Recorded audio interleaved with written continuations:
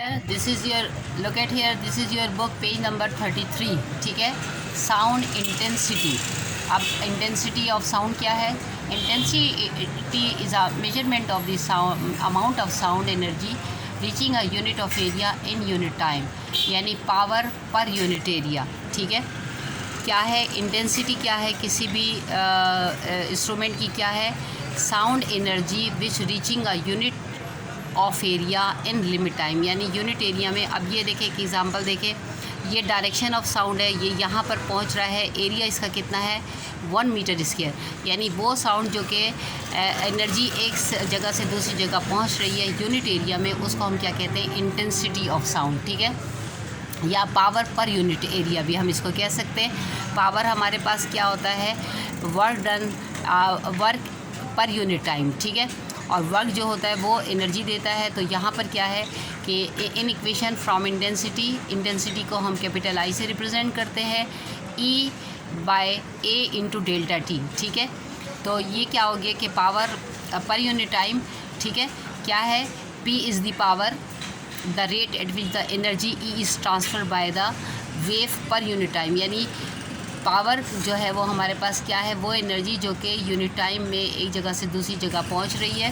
Area जो है वो ए जो है कैपिटल ए, वो एरिया को रिप्रेजेंट करता है। डेल्टा टी जो है वो पर यूनिट टाइम है। Through which sound energy is measured, जिसकी वजह से हम साउंड की एनर्जी जो है मैयर करते हैं। Sound intensity is measured in the units of picowatt per square metre.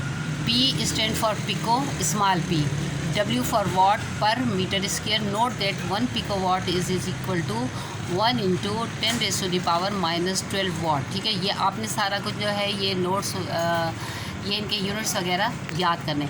अब इस इक्वेशन में अगर आप देखते हैं तो ये जो हमारे पास E/T है, ये तो हमारे पास पावर है, तो लिहाजा इसकी जगह क्या किया हमने? पावर लगा दिया और पर यूनिट टाइम, यानी intensity is equal to power per unit area. Understand this? ठीक है, और इसका यूनिट आपको बता दिया क्या है? Picowatt per unit metre. Intensity is an objective property of the sound wave. अब ये एक ऑब्जेक्टिव प्रॉपर्टी है किसकी? साउंड वेव की। In fact it is related to the square of the wave amplitude and does not depend on the particular characteristic of the person ear. अब intensity जो है ये किसके साथ रिलेटेड है? Square of the wave amplitude. ठीक है, और ये जो पर्सन के एयर जो है उस पर ये डिपेंड नहीं करता। इंटेंसिटी।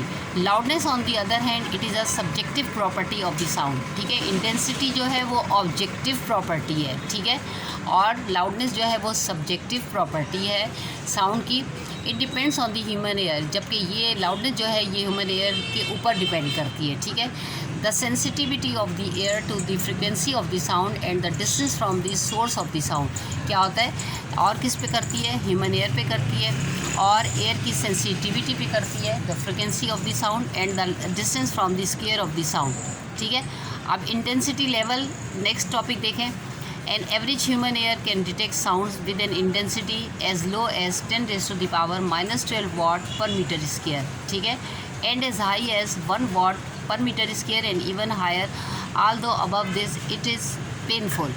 अब एवरेज ह्यूमन एयर जो मतलब हम जो साउंड सुन सकते हैं उसकी इंटेंसिटी क्या होती है? अगर कि 10 रेज़ टू पावर माइनस 12 से कम होगी या हाई होगी 1 वाट पर मीटर स्क्वायर से, ठीक है, तो उससे ज़्यादा ये तो है, ये रेंज है। अगर इससे कम होगी और इससे ज़्यादा होगी तो हम जो है वो साउंड जो है वो सुन सकते हैं, लेकिन अगर इनसे भी ज़्यादा हो, इस रेंज से बाहर निकल जाएगी तो वो हमारे लिए क्या होगा? पेनफुल होगा। This is incredibly wide range of intensity. ठीक है, spanning a factor of 10 raise to the power 12 from lowest to highest.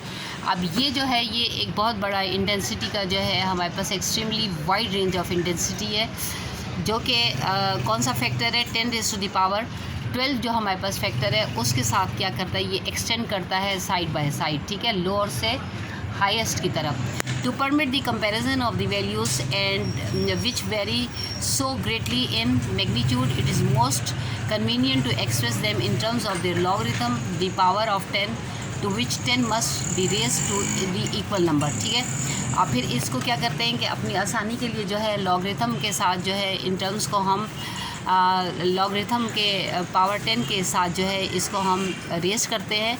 अब ये देखें, ये एक टेबल दिया हुआ है 11.1, इसमें देखें इंटेंसिटी लेवल बताए हुए हैं, फिर इंटेंसिटी लेवल बी बताया हुआ है और फिर इंटेंसिटी पिकोवाट पर मीटर स्क्वायर बताया हुआ है। ठीक है, ये इंशाल्लाह मैं कल आपको समझाऊंगी। अभी जो आज मैंने पढ़ाया है बस वो समझें। Okay, thank you.